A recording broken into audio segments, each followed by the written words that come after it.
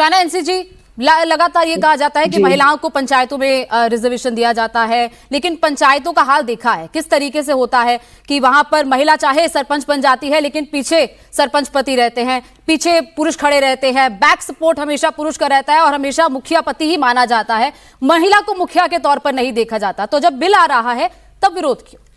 जी, सर्वप्रथम तो मैं ये बोलना चाहती हूँ कि हम बार बार बोलते हैं कि पंचायत के सरपंच पति, आमदार पति, खासदार पति, ये तो दूर की बात है। सर्वप्रथम आप देखिए कि पंचायत राज में क्या हुआ। 14 लाख महिलाओं को सशक्त किया गया। जहां 33% आरक्षण था, वहां पंचायत में आज 50% भी महिला आई है। क्या वो सरपंच पति के अनुसार चलती है या अपने बलबूते? तो ये सब बोलने की बात है। और मैं चारू से बिल्कुल सहमत हूं कि जब कोई पुरुष को मौका मिलता है तो हम कभी सवाल प्रश्न चिन्ह नहीं करते। तो क्यों है ये वाई इफ बट? हमारे मित्र अनुराग जी को मैं ये कहना चाहती हूँ कि अभी नहीं तो कभी नहीं। 27 साल हमने इंतजार किया। जो राजनीतिक इच्छा शक्ति बहुत सारे राजनीतिक दलों को दिखाना चाहिए था, वो आदरणीय प्रधानमंत्री ने दिखाया। एक पुरुष प्रधान देश में एक पुरुष मानसिकता ने ये ठान लिया कि जो 816 सीट्स पे लड़ेंगे तो कोई आपत्ति हो ही नहीं रही है किसी को भी।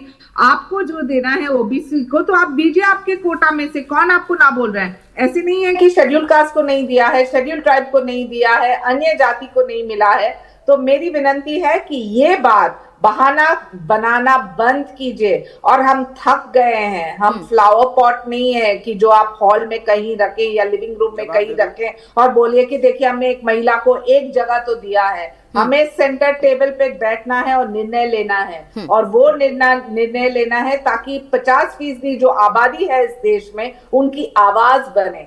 हमारे नेता आदरणीय एकनाथ जी शिंदे ने लाड़की बहन लाड़की योजना क्यों चालू किया?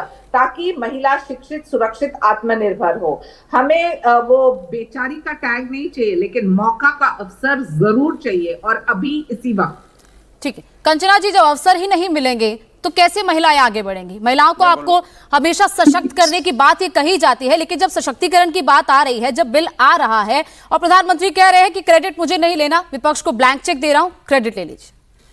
देखिए गोनिका जी, एकदम एक शब्द आपने बोला, अवसर।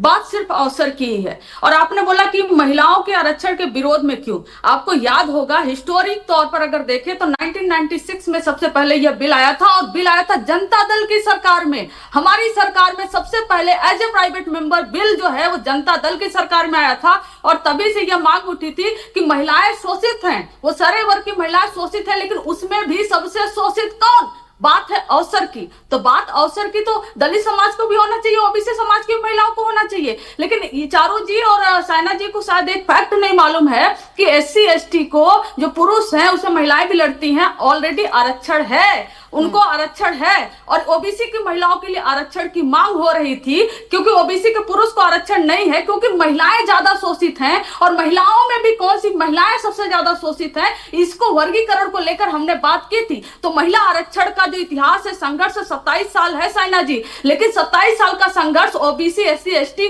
की महिलाओं के लिए भी आप यह क्यों भूल जाती हैं? अरे भाई, आप कह रही हैं कि जैसे प्रधानमंत्री नरेंद्र मोदी जी कहे कि सीटें घट जाएंगी या उनको वोट नहीं मिलेगा। पहले आप सुन लीजिए, पार्लियामेंट में 2019 में महिलाओं की जो परसेंटेज थी ना वो 14% थी, लेकिन अभी जो 24 में वो 13.6 हो गई है, जबकि 2023 में यह बिल आया हुआ था। तो क्या मोदी जी की अपने पार्टी से कैंडिडेट नहीं दे सकते थे? क्या मोदी जी ये मैसेज नहीं दे सकते थे कि हम ही लेकर आए हैं महिला आरक्षण बिल, हम 33% सीटें देते हैं? जो 2023 में जब बिल आया था तो 2023 में उसी समय हम मांग कर रहे थे कि इमीडिएट आप क्यों नहीं इंप्लीमेंट करते, आज हमारी पार्लियामेंट में महिलाएं पहुंच गई होती।